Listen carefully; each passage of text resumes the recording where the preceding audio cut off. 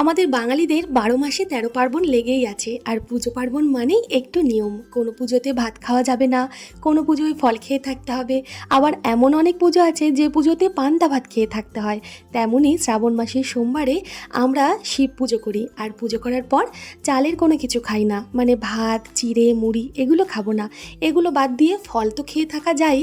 আর যারা শুধু ফল খেয়ে সাবু মাখা খেয়ে থাকতে না পারে, তারা সাবুর খিচুড়ি, ওটসের খিচুড়ি, ডালিয়ার খিচুড়ি, সুজির উপমা এগুলো নিরামিষভাবে খেতেই পারে।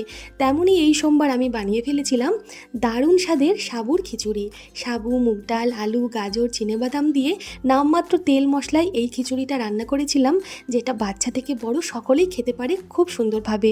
খাওয়ার পর কোনো অসুবিধাও হবে না। আজই সাবুর খিচুড়ির রেসিপিটা আপলোড করেছি, অনেকেই দেখেছেন। যারা দেখেননি, এই ভিডিওর নিচে আমার ইউজার আইডির নিচে যে প্লে বাটনটা, সেখানে লিঙ্কটা দিয়ে দিচ্ছি। রেসিপিটা দেখে অবশ্যই জানাবেন কেমন লাগলো।